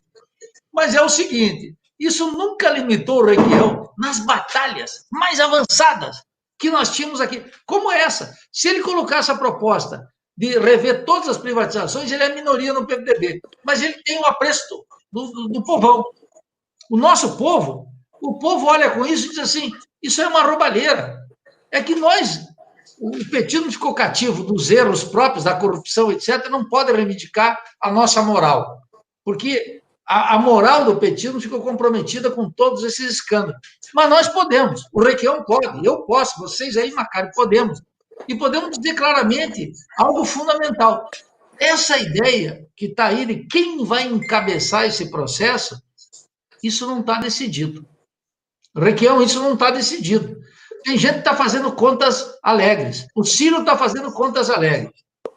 Para cá, para lá, um dia está com o Itzel, um dia manda uma Mangabeira, o outro dia dá um comentáriozinho com o Olavo de Carvalho, o outro dia reúne com governadores de oposição. É muita repetição disso. Isso parece um Lula 2. Não dá. Esse projeto capengou.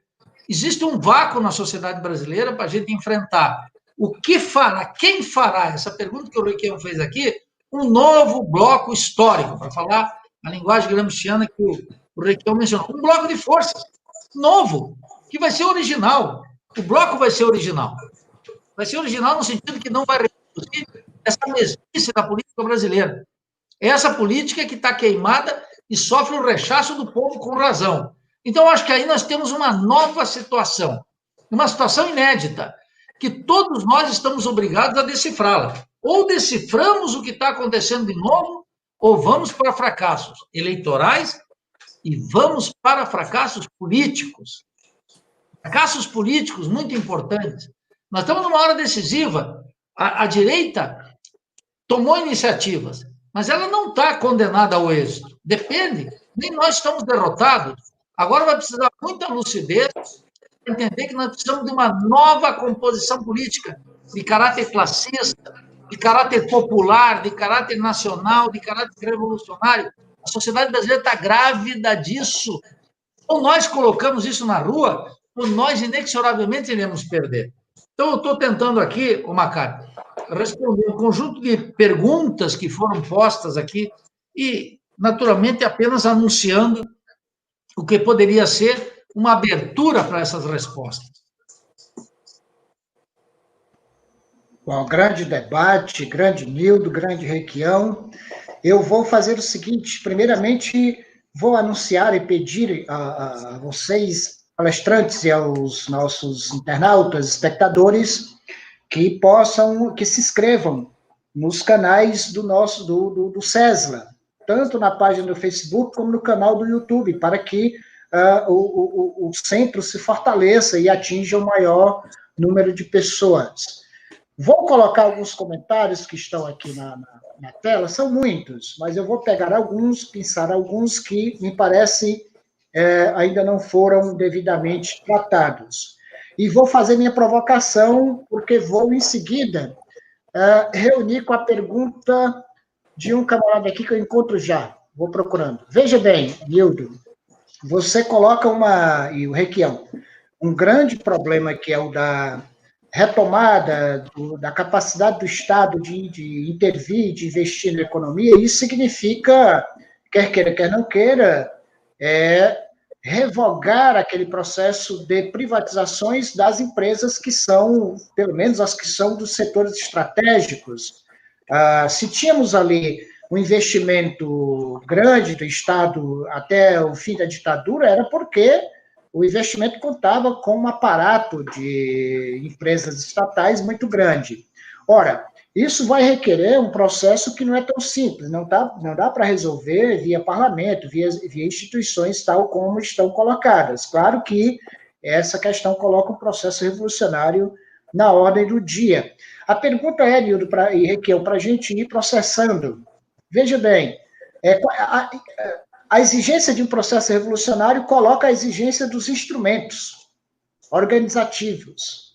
E, nesse dado momento, quais são as forças reais que operam na sociedade brasileira, que operam na economia brasileira, que operam na política brasileira, com as quais nós podemos contar? Porque o Nildo fala, tem que convocar o povo, mas é óbvio que o povo é muita gente, né, digamos assim, e a convocação do povo requer instrumentos que, digamos, que instrumentalize, que canalize, catalise a luta organizada do povo. Quais são esses instrumentos, quais são essas frações de classe que você enxerga no campo da economia, no campo da sociedade e da política brasileira, com os quais podemos contar? E para emendar na questão, o Celso Litt diz, Nildo, eu vou botar na tela, mas vou ler também. Nildo, a Revolução Russa, assim como a cubana, a Revolução Mexicana, a da França, em todas elas o povo estava armado. Pode o povo fazer revolução sem estar armado? Vamos para o comentário da Liana Sandra Leitão. Ela diz, Luciana Fernandes de Farias, ela discorda e diz, não vejo assim, porque foi com pequenas corrupções que aconteceram, que acontecem na menor escala possível, que foi dando certo e que depois foi se ampliando para uma escala maior, gigantesca e tal. Referente àquela ideia do moralismo, né, que atacou a corrupção dos governos do PT, etc. Bom, tem uma questão aqui que diz,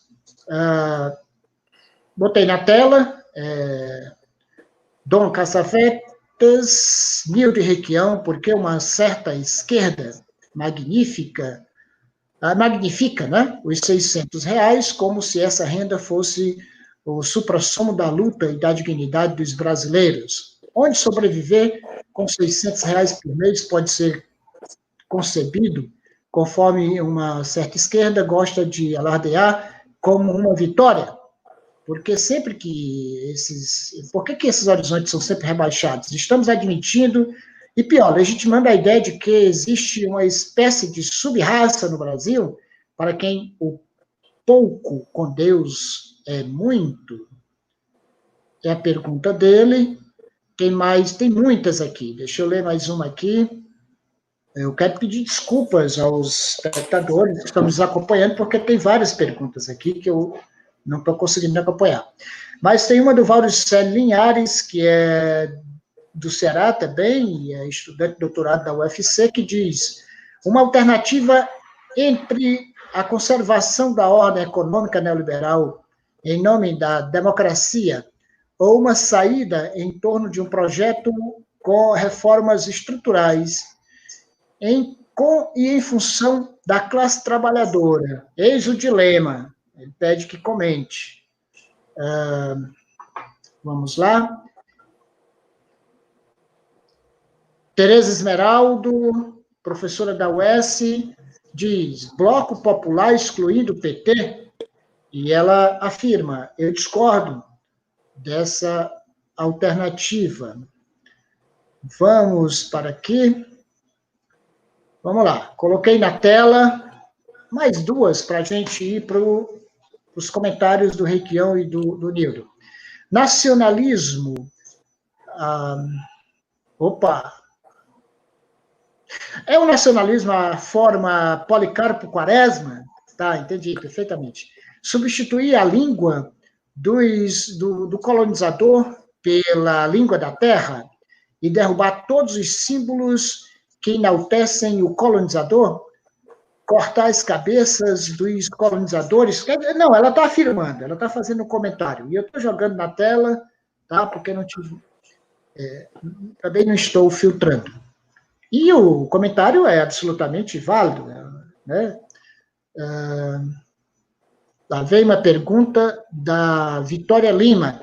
Nildo e Requião, rever privatizações não é apostar no Estado e na política como locus da resolução das mazelas sociais e dos problemas da humanidade, coisa que o leste europeu mostrou inviável?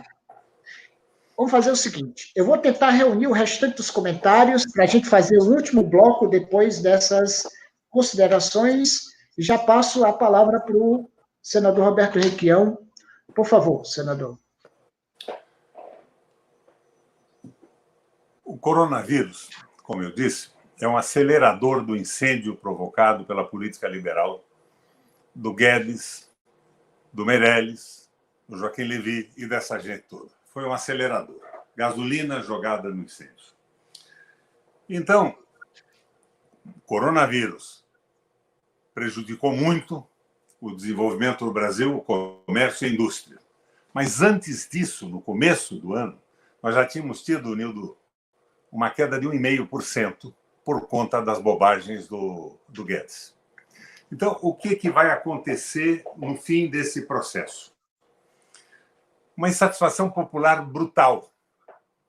E se nós nos perdermos em filigranas, não tivermos um projeto nacional que devolva esperança para o povo, que mostre com clareza a possibilidade da retomada do desenvolvimento, não tivermos uma forma que nos leve a um projeto democrático, nacionalista e popular com muita clareza, nós vamos ter uma bagunça. Pode surgir um governo mais à direita ainda que esse, mais doido, mais Bolsonaro, que é uma coisa absolutamente inexplicável, né? Uma loucura sucessiva em cima de bobagens absolutamente inacreditáveis. Nós temos que montar o projeto. E essa história de que as empresas estatais não funcionam, que na Europa no leste foi inviável, é bobagem. A Inglaterra, Londres está estatizando a água, novamente está reestatizando, Paris também está. Tem coisas que não podem ser objeto de geração de capital, até porque atrapalham o conjunto da economia. Aqui no Paraná, quando eu fui governador, a nossa Sanepar era a melhor empresa de água e saneamento do Brasil, pública. Eu consegui congelar a tarifa que estava superdimensionada pelo lernismo que me antecedeu por 7, 8 anos. E mesmo assim, com lucros incríveis, fiz investimentos muito grandes. Melhoria de serviço, ampliação e tudo mais. O Beto Richa, o Lerner e esse menino que está aí, o Rato, venderam, Nildo, 80,3% das ações. Hoje, como é que isso funciona em mãos privadas? O cara que comprou lá na Arábia Saudita ações da Sanepar, ele não quer saber da saúde do povo do Paraná, ele não quer saber do saneamento básico, ele quer saber da rentabilidade. Então, ele põe a Sanepar a aumentar a tarifa para maximizar o lucro e distribuir para os acionistas. Será que é tão difícil de entender isso? Não, não é. Nós temos que ter o projeto. E o projeto tem que ser feito com a conscientização como essa que a César está tentando fazer aqui. Nós temos que elaborar um projeto viável, um projeto que possa ter os 70%, os famosos 70% que estão contra o Bolsonaro. Aliás, já vi pesquisas mais recentes que bolsonarista absoluto, estúpido, somos 8% no Brasil. O resto pode mudar, segundo as pesquisas de opinião. Então, nós precisamos empolgar a população com o projeto. E não pode ser mais essa conciliação tipo lulopetismo. Eu não concordo com o Nildo quando ele diz que não serviu para nada. Serviu. Melhorou a vida do povo, houve integração de pessoas no mercado de trabalho, no mercado de consumo. O povo conseguiu ter uma nova perspectiva, até que o troço aluiu em função exatamente da aliança com o grande capital financeiro. Mas isso é um exemplo. E os erros são para não serem repetidos, né? Não é o velho que dizia, os nossos erros chamaremos de experiência. Então, vamos olhar a experiência toda do mundo, montar um projeto sóbrio. Senão, o Nildo concorda comigo, se a gente exagerar um pouco, nós não vamos ter, no momento, nas circunstâncias atuais, condição de levá-lo, a grande maioria da população, numa aliança nacional. Não acho isso impossível. A crise vem aí e vem pesada. No Paraná já começou assalto de caminhão de alimento. Um caminhão de frango aqui na estrada de Ponta Grossa foi assaltado antes de ontem. O povo roubou todo o frango que tinha lá. É o desespero. É o que existia antes do Lula. Por que o Lula foi chamado de o cara pelo Barack Obama, Nildo? Por causa da estabilidade no sistema. Capital financeiro e, ao mesmo tempo, segurou o povo, dando alguma perspectiva de melhoria de vida que não se consolidou e botou o povo contra ele. Né? Foi o caso da Dilma ter perdido a sua base política quando insistiu na jogada imposta pelos banqueiros e pelo capital financeiro, e Joaquim Levy, Meirelles, como é o nome daquele último lá? O Joaquim Levy foi indicado pelo Trancoso, lá pelo Trabuco. Então, é isso, nós temos que ter um projeto. E eu vejo, por exemplo, o pessoal, agora de novo, nas políticas identitárias. Não sou eu que vou falar contra isso. Eu sou presidente de honra do LGTBS do Paraná. Mas a política identitária é um processo civilizatório brasileiro. Não é uma coisa para ser imposta por decreto e colocar toda a população evangélica contra de uma hora para outra. Isso tem evoluído, tem mudado excepcionalmente. É uma luta para todos nós, mas não é uma imposição de Estado que coloca a população em determinado momento contra um governo e põe um Bolsonaro na presidência da República. Nós temos que pensar nessas circunstâncias todas e elaborar um projeto suprapartidário, com a colaboração dos partidos, por que não? Eu não acho que o Ciro não tem algumas ideias interessantes, como tem o velho Mangaba, né? O Mangabeira húngaro. A gente tem que recolher as coisas positivas, rejeitar as outras e tentar montar um projeto nacional. Formação de quadros com intelectuais orgânicos, quadros médios, e daí vem a possibilidade da adesão da militância. Tenho esperança nisso, porque a crise do pós-Covid não vai ser pequena, porque a miséria, o desespero e a pobreza vão ser enormes. Bueno, Macário, eu queria... Só anunciar que já estão lançando uma chapa aqui, já tem Nildo presidente e Requião vice em 2022. Sem tá? programa seria uma chapa ridícula, né? Estamos num programa antes de tudo. Olha só, o Requião colocou uma coisa aqui, eu considero, eu sou cristão novo nesse estudo do Hegel, e o Hegel dá razão para o Requião. Olha só, o Lula foi inútil? Não. O mestre Hegel diria, não foi inútil. É uma necessidade histórica. E nós passamos pela experiência. E vimos o quê? Que não funcionou. Que não funcionou, teve seus limites. Não é? Aí veio uma pessoa dizer assim, mas vocês estão excluindo o PT? Não, o Requião já deu a receita.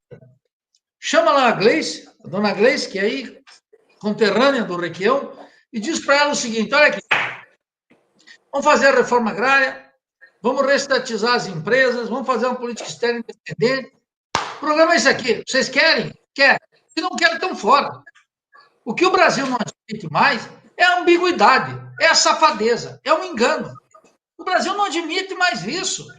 O brasileiro não deu uma vitória com um proto-fascista esse aí, porque ele estava pé da cara. Ele deu porque ele estava mais profundamente, mas não é uma coisinha, é que o petista acha que a conjuntura daqui a 4 anos volta favorável e todo mundo volta no Haddad. O Haddad é um sujeito, o Requião não lembrava, mas é do INSPER, onde está Marcos Lisboa, tudo liberal de 5ª categoria.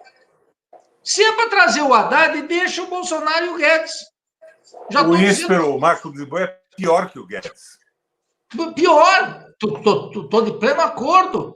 E é tudo metido a sofisticadinho, Requião. É a minha raça, eu conheço os economistas. Eu passei a vida entre eles. Então, com aquela conversa de sofisticação, entre aspas, que tu vê as receitas na página do Fundo Monetário do Banco Mundial, não precisa nem escutá-los, porque é de quinta, é efetivamente de quinta. Então, quer dizer, que excluiu o PT. O PT é que tem que dizer se está com o dinheiro ou se está com o povo. Se está com o diabo ou se está com o povo. O PT é que está em questão. Não, o PT tem que aprender com seus erros, não precisa fazer autocrítica, aprender com seus erros e entrar no processo de transformação nacional. É claro, e autocrítica. Não vamos repetir aquela aliança do capital financeiro com Lula, sensível, com identidade com a população, cara bacana o Lula. Mas se viu que esse tipo de aliança não deu certo, porque chegou num determinado momento com influência americana, geopolítica, os Estados Unidos querendo dominar petróleo e combustíveis, então se associou com uma elite idiota, alguns bobalhões, e derrubaram o governo. Estou de pleno acordo. Dói na alma ver esses generais com pijama e sem pijama e nada dentro da cabeça. É isso aí. Então, veja, o que a pessoa que está nos honrando aqui com a nossa audiência e com a discussão, nós não estamos excluindo ninguém. O Requião diz, e nem se trata de essa coisa de fazer autocrítica, a gente faz na prática. Autocrítica não é uma autoflagelação nem uma confissão na igreja. A autocrítica é o seguinte: defendi a conciliação, agora estou do lado dos trabalhadores. Defendi um acordo com o Washington, agora estou do lado da soberania completa. Defendi as privatizações, agora estou pela estatização completa. Defendi o Banco Central com autonomia operacional e agora eu quero tirar toda a canalha que está no Banco Central. É assim. Autocrítica é prática. E a prática é o critério da verdade. Autocrítica. Acabou a remessa de lucro das multinacionais. Acabou. O Requião enfrentou a transgenia no Paraná. Quero dizer aqui, o Requião enfrentou. O Lula liberou em 2003, pô. Que conversa mole é essa? As pessoas têm que dar conta do que elas fizeram. Então, eu acho que essa é a coisa. Agora, eu queria mencionar 2 outros aspectos. Um, que é quem é que vai bancar esse programa que o Requião reclama com razão. Eu diria o seguinte: em primeiro lugar, os trabalhadores. Quem são os trabalhadores? A imensa maioria dos trabalhadores. Nós temos uma população economicamente ativa de 110, 114 milhões de trabalhadores. A imensa maioria hoje, Requião, está na absoluta informalidade. Nós tivemos 50% da população economicamente ativa no Brasil que nunca teve carteira assinada. Agora, isso está mais degradado ainda. Não tem carteira assinada, não tem saúde, não tem educação, não tem cultura, não tem coisa alguma.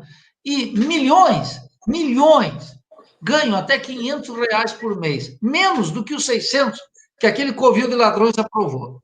Então, veja, quem é o primeiro bloco, o primeiro setor de classe que pode segurar um programa nacional? A imensa maioria dos trabalhadores que estão hoje, e o Requião colocou uma coisa aqui com a qual eu tenho dito e escrito a respeito, em agosto e setembro, o Brasil será um inferno para os trabalhadores e um paraíso para os capitalistas. Então, essa é uma questão gravíssima. Estaremos no auge das consequências da pandemia. Já tem especialista dizendo que estará oscilando entre 80 e 120 mil mortos e com um problema sério que provavelmente vamos estar aí com 25, 26 milhões de desempregados. Sem falar na superexploração que comanda esse mercado de trabalho historicamente. Segundo, tem uma pequena burguesia brasileira, proprietária e não proprietária, que está perdendo tudo, Requião. Essa gente que formava uma suposta classe média muito diminuta, mas que tem a sua influência nos países periféricos e dependentes como a América Latina, tem no México, tem na Argentina, tem no Equador, tem até na Bolívia. Tem aqui, no Brasil, um pouquinho mais vulnerável, essa gente está mudando a sua posição. Então, nós vamos ter que mostrar para ela claramente que aquela ideia dela ser burguesa, de alcançar o paraíso aqui na Terra, é inviável.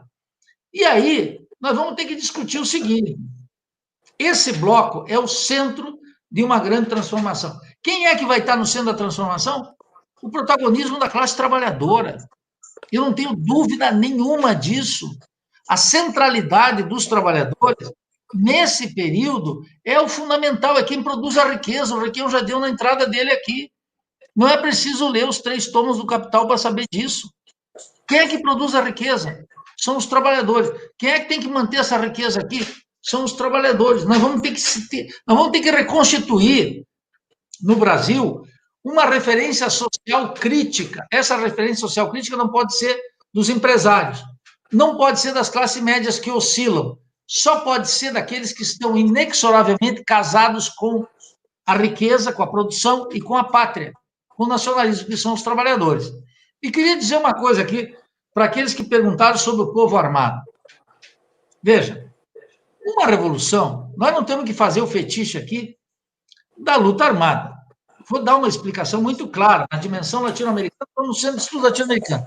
O presidente Chávez foi o primeiro que disse para as Farc colombianas fazer uma discussão e um acordo que terminou finalmente lá em Havana. Claro, esse fascista Ivan Duque, cachorro do imperialismo dos Estados Unidos, violou os acordos de Havana e fez com que uma parte das Farc voltasse para a luta armada.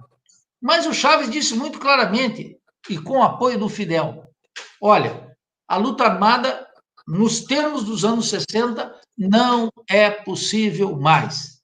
Isso nós temos que ter claro. Agora, veja, tem uma coisa aqui que é essencial. O que nós temos que ter é a luta de massas. Os trabalhadores como protagonistas.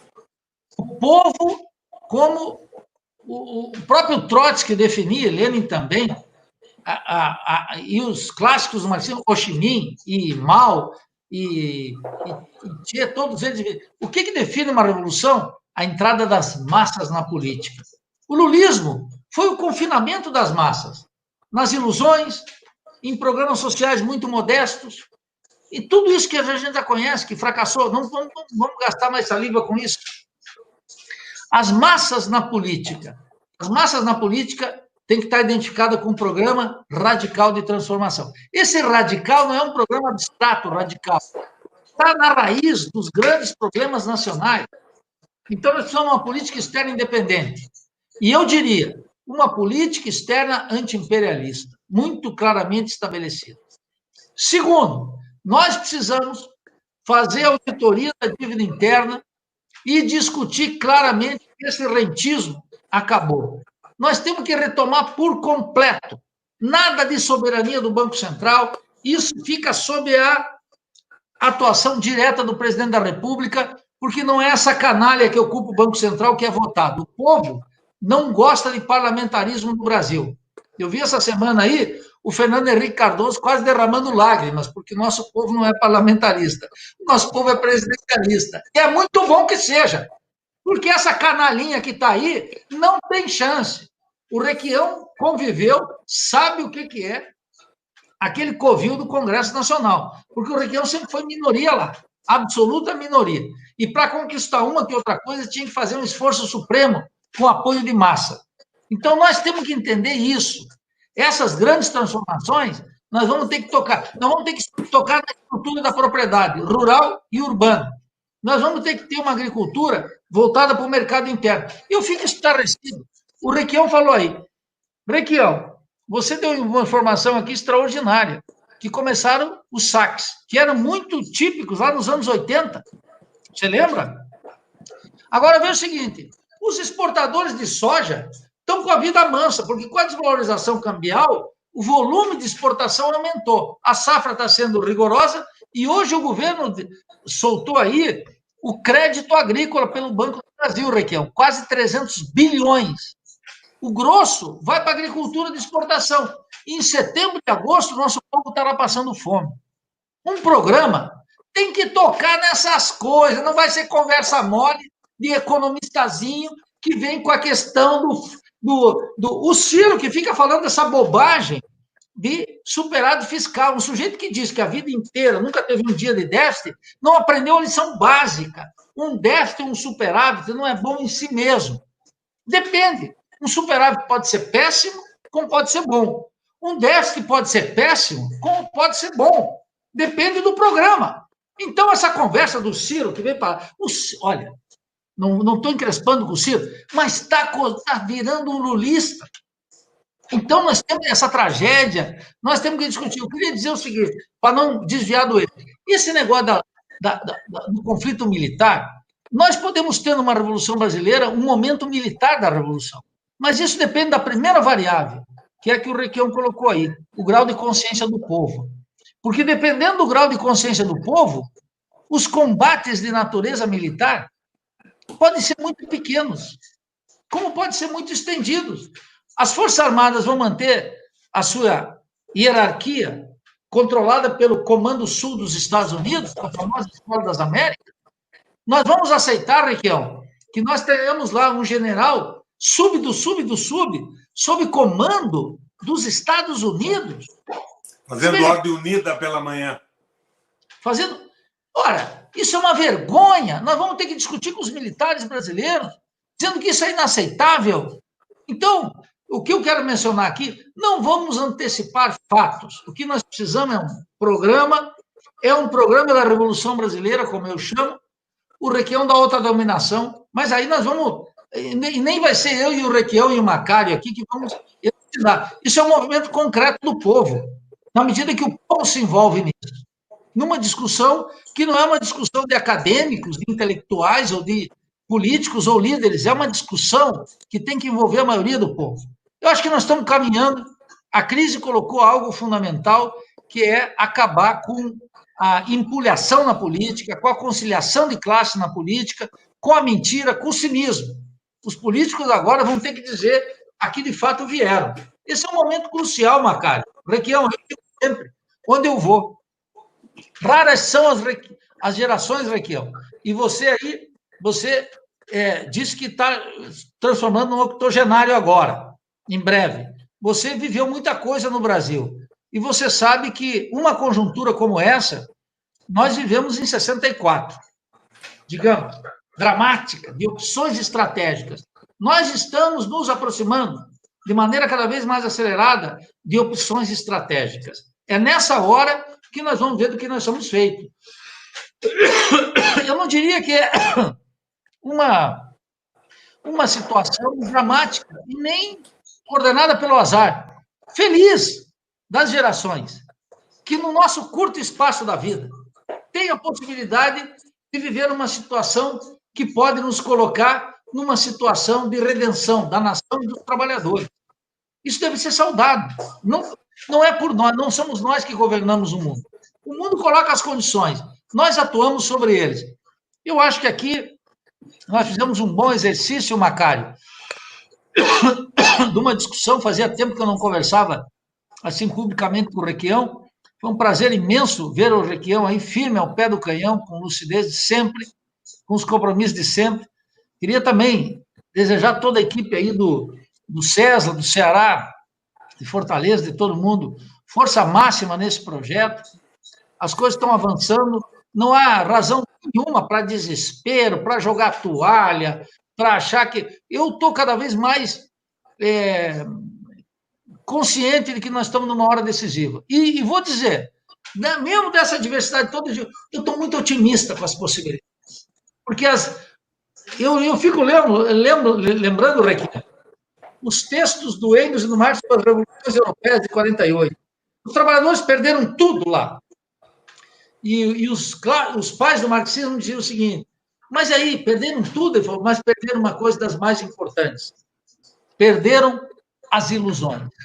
E eu acho que a sociedade brasileira está abandonando as ilusões. E quando se abandona as ilusões, Requião, nós estamos chegando próximo da verdade. Ou entramos no terreno da verdade. E esse é um terreno em que os revolucionários, os socialistas, os nacionalistas, aqueles que estão pensando na maioria do povo, no proletariado, na classe trabalhadora e na nação, e vamos lá, e na pátria grande, né? Esse é o nosso momento. Agora é chegada a nossa hora. Antes não era. Agora, Macário, é a nossa hora. Agora nós vamos ter que ver do que somos feitos. Não adianta culpar o bispo, o papa, os políticos vulgares, a universidade, a canalha, os militares entreguistas. Agora a hora é de saber o que nós vamos fazer. E essa, eu diria, uma hora luminosa, é uma hora da Revolução Brasileira. Bem-vindos. Vou propor o seguinte, estou vendo que o Nildo já está quase se despedindo. O trabalho aqui vai longe, Nildo. O pessoal do Ceará é barra pesada. Quando pega alguém, é mais-valia absoluta, superexploração do trabalho, hein? É o Imar Marinho na veia. Mas um bate-volta bem rápido. O Celso Litt pergunta, 30 segundos, Requião e Nildo, vocês são a favor ou contra o impeachment do Bolsonaro? Para depois a gente passar para o bloco final e a gente... Sem dúvida nenhuma a favor. Mas não é o suficiente. Precisa um movimento de massas, né? O Requião sabe. O Requião esteve lá no Congresso Nacional. Sim. O Congresso Nacional se move se tem movimento de massas. Tirar o Bolsonaro, que o Fernando Henrique não gosta dos seus palavrões, do jeito que ele senta à mesa e se veste, não resolve nada. Porque eles, no fundo, querem manter a política liberal do Guedes. Então, por aí você vê que não é o suficiente, é uma ilusão. Eu queria fazer uma intervenção um pouquinho mais longa sobre isso. Eu tenho quase 80 anos, Nildo. Em 64 eu estava na França, naquele movimento estudantil. Mexeu com a França, conquistou a opinião do mundo. Rudi Deuter, Daniel Cohn-Bendit, Marshall McLuhan. A rapaziada fazia o planeta estremecer com aquele movimento monumental. Atrás desse movimento não tinha projeto, não tinha partido, não tinha organização. O que foi que aquele momento extraordinário resultou? Demitiram o ministro da Educação da França e tudo ficou como dantes no quartel de Abranches. O Nildo falou muito em Hegel. Eu tomei contato com o Hegel através do Zé Maria Fiore, professor lá do Rio Grande do Sul. Ele falava na luta das gerações e ele propunha a luta das gerações politizada, que não fosse o novo pelo velho, mas fosse com uma proposta. Se nós não tivermos uma proposta e uma organização por trás dela, nós não vamos a lugar algum. Nós vamos novamente eleger um Collor, eleger o Fernando Henrique, eleger o Lula ou qualquer outro. E a frustração vem na sequência, porque a coisa continua como está. Então, eu acho que a necessidade absoluta é de termos um projeto nacional sóbrio, enxuto, mas mobilizador. Não é o projeto do PT. Eu não sou contra o PT fazer projeto, não. Acho muito bom. Os partidos devem fazer, mas devemos ter um projeto da unificação, da mudança. E os eixos são esses. Fim da autonomia do Banco Central, referendo revogatório e respeito aos trabalhadores, que são os que produzem riqueza. O trabalhador está sendo humilhado, destruído. E os caras dizem... Eu vi outro dia aquele moleque aí de Brasília, o Kim Kataguiri, não sei que guri ele anda catando por aí, num debate comigo lá no Rio Grande do Sul. Você sabe que o moleque disse, não, valeu muito o trabalho infantil na Inglaterra. Foi o trabalho infantil que possibilitou a indústria da tecelagem avançar de uma forma espetacular. É completamente safado e idiota. Defende isso, como defende os think tanks do liberalismo norte-americano. Agora, não é ódio aos Estados Unidos, nem pavor da Rússia. Nós temos que ter um comportamento soberano no Brasil em benefício da nossa população, respeitando todos os povos, todas as suas opções. E eu confesso que eu tenho uma atração especial pelo programa de administração. Atração especial não significa adesão especial ao programa chinês. A China tem um partido único, tem um projeto nacional, mas ela está descentralizando a operação industrial. Cooperativas, fábricas, algumas iniciativas até privadas, mas tudo sob controle do interesse básico da nação. Porque, como dizia um tio do nosso Epitácio aí, a revolução, a mudança social é muito importante para a gente se preocupar quem é o dono da lavadeira, do tanque da lavadeira Europa. Ótimo, muito bom, Requião. Obrigado por ter se delongado na pergunta. Nós repetimos aqui o pedido que as pessoas se inscrevam nos canais do CESLA para fortalecer este laboratório, este Centro de Estudos e Pesquisa de Intervenção Social. O CESLA está no YouTube, está no Facebook. Nós estamos ainda com uma audiência aqui de cerca de 220 pessoas participando ao vivo aqui. E anuncio também que na próxima semana, dia 24/6, a próxima live, na próxima semana, né? Hoje é 17, vai ser muito quente. O CESLA convidou um integrante, um militante e elaborador da corrente O Trabalho do PT, o professor Eudes Baina, que é nosso camarada aqui da Universidade Estadual do Ceará, e convidou o Milton Temer para fazer um debate sobre os caminhos da esquerda brasileira frente aos desafios contemporâneos. Então, a próxima live promete ser bastante quente, bastante instrutiva e bastante necessária. Vou propor o seguinte, para a gente encerrar a nossa live, eu vou botar na tela 2 comentários, um dirigido diretamente ao senador Roberto Requião, do Marcelo Vitor, em que ele pede que, aqui nas considerações finais, o senhor se pronuncie sobre um texto recente. Eu até compartilhei no Facebook esse texto que você produziu, que foi sempre a mesma merda, né? Sobre os pactos que os pactos que estão sendo construídos em torno do Estamos Juntos e outros grupos. Então, ele pede que você faça comentário nas suas considerações finais E para o Nildo, eu vou botar aqui na tela, Nildo, uma catucada, uma reflexão de uma militante da Revolução Brasileira, lá de São Paulo. Acho que o pessoal se organizou para te catucar, hein, com vara curta. Ela diz o seguinte, é a companheira Cida Brandão, que diz o seguinte, deixa eu encontrar, ela diz o seguinte, deixa eu resumir aqui, não estou encontrando, mas pronto, botei, está na tela. Ela diz que toda revolução pressupõe, necessita de insurreições, mas nem toda insurreição resulta em transformação substantiva ou em revolução, transformação estrutural da sociedade. Ela faz esse comentário, e com esse comentário eu queria pedir aqui que o Nildo se pronuncie e o Roberto Requião para a gente encerrar com chave de ouro essa nossa atividade de hoje. Começa pelo Nildo? Por Pode favor. ser, o Requião termina lá. A minha querida Cida Brandão, lá de São Paulo, né? Extraordinária, veja. Eu vivia no México, Cida, e do nada saiu de Chiapas, aquela região sul do México, uma rebelião, uma insurreição, o Exército Zapatista de Libertação Nacional. E um exército zapatista.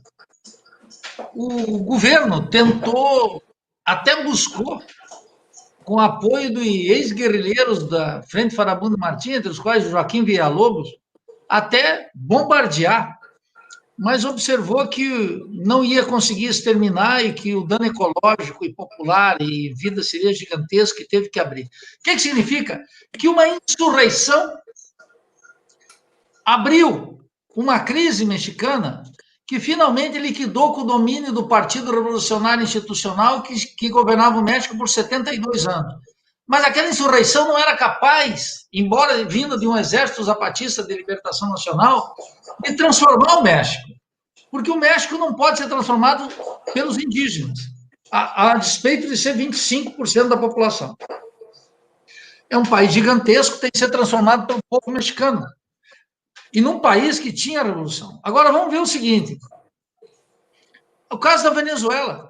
O movimento bolivariano revolucionário 200, encabeçado por um militar, Hugo Chávez, começou uma insurreição militar e tentou, inclusive, um golpe cívico-militar. Foi derrotado, ficou 2 anos na cadeia, e quando ele saiu da cadeia, ele saiu como o político mais popular da Venezuela. E depois de ele ter pregado durante anos o abstencionismo, ele correu o país para convencer o povo de que tinham que votar por ele e fazer uma constituinte. E ele venceu. Então, veja, essa discussão sobre revoluções e insurreições, nós podemos categorizar e ficar discutindo cada uma delas conceitualmente.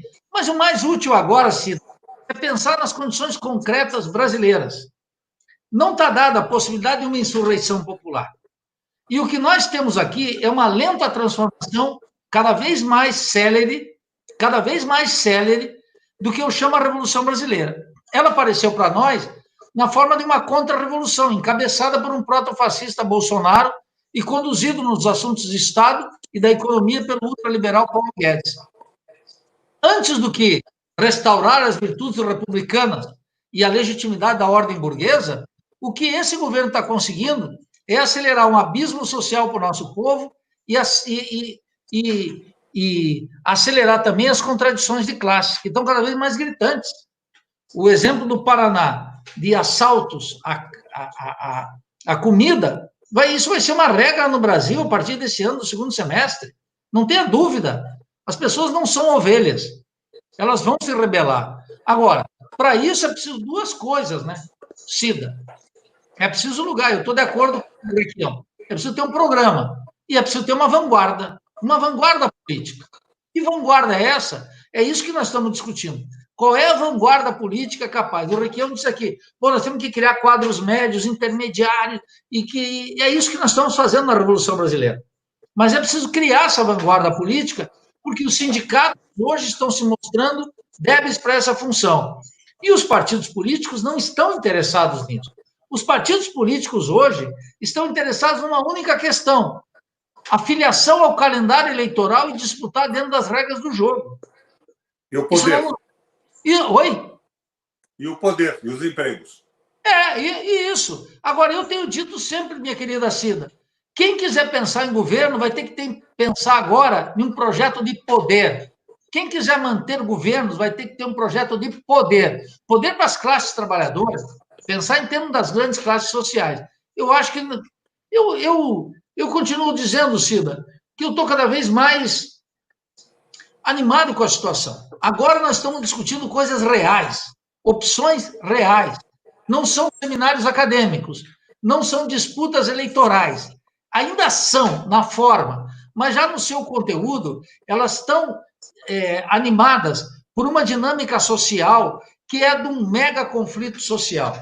E é nesse conflito social que nós vamos ter que se localizar e jogar nossas energias.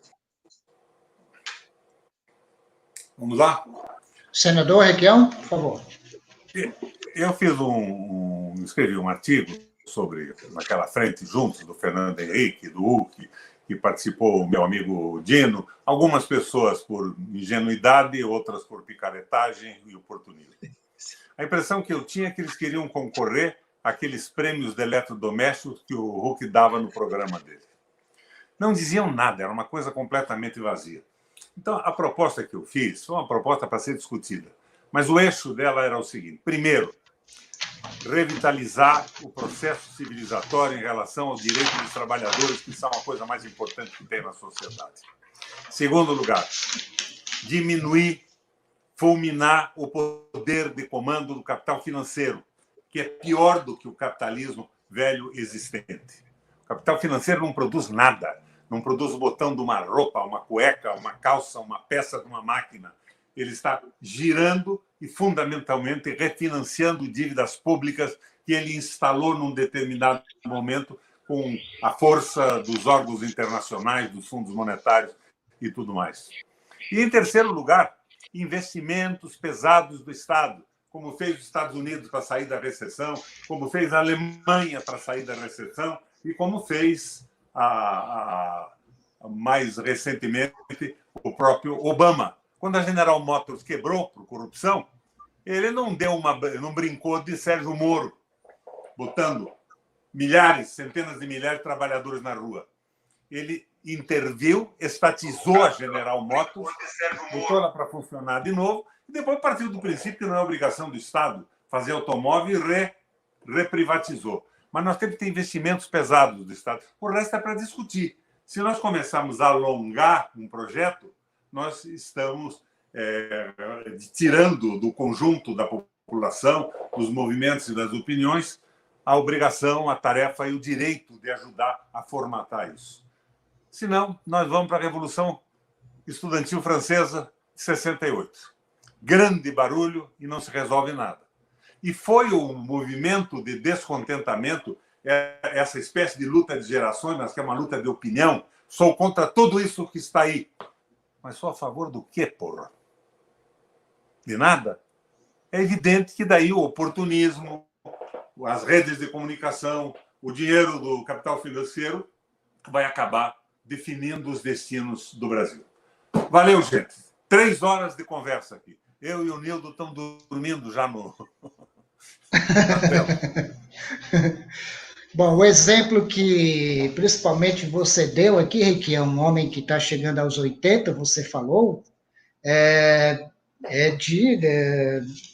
sabe, nos fortalece, nos anima. A minha família passa dos 120.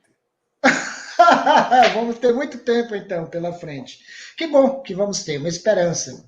Então, com essas palavras, já vou agradecendo aqui, em nome do Cesla, agradecendo ao Nildo, que já é nosso camarada. Quando aparecer em Fortaleza, não deixa de avisar para a gente se ver, para a gente se encontrar, tomar uma cerveja, bater papo e nos instruir e nos criticar, né? E a gente vai reservar uma mandioca aqui com farinha para você, com rapadura, né? É coisa aqui do Ceará. Agradeço muitíssimo ao senador Alberto Requião, que colaborou conosco, a intermediação do Nildo, e agora eu fiquei com o seu telefone, viu, senador? Eu sou danado para ligar também para as pessoas. Se você ficar com o telefone, eu fico incomunicável. Fiquei com o seu número. Ok. Olha, aqui no sul, não é mandioca, é aipim ou macaxeira. Aqui ou, também chama macaxeira. Mais do lado do Paraguai, iuca. Aqui no Ceará chama macaxeira também. Em Alagoas já é aipim, né? Aipim, iuca e macaxeira. E mandioca. Eu sei que o Nildo gosta muito. Sempre que ele vem aqui, ele gosta da carne de sol com macaxeira, né? Pois bem, já está encomendado o prato e nossa boa conversa. Muito obrigado, Nildo, 2 combatentes, e a gente vai encerrando a live. Vai encerrando a live, anunciando que a próxima atividade virtual do CESLA acontece dia 24/6, às 19h30. Atenção, o horário é diferente, é 19h30, na próxima quarta, e vai ser com o Eudes Baima e com o Milton Temer. Vão discutir caminhos da esquerda brasileira frente aos desafios contemporâneos. O Centro de Estudos Latino-Americano, o CESLA, é coordenado pelo professor e camarada e compadre Aquiles Melo, que está nos bastidores, está nos assistindo da casa dele, e também tem um grupo seleto de militantes, ativistas, intelectuais, alguns bastante jovens ainda, que compõem o laboratório, como é o caso do Paulo Massa e Davi Moreno, da Richelle Barbosa, o Diego Gadelha, além de professores como o Uriban Xavier, a Lia da UES, e eu, que também participo do laboratório. Eu registro um pedido de desculpas aos participantes desta live que mandaram comentários e que não foram apresentados na tela do computador, nem tampouco eu os li. O fato é que eram muitos comentários e eu não consegui atender a todos, mas muito obrigado a todos que participaram e que mandaram seus comentários. É assim que se faz a vida, é assim que se faz a revolução também, é debatendo e produzindo conhecimento. Muito obrigado, boa noite, e até quarta-feira que vem, às 19h30, nesse mesmo canal.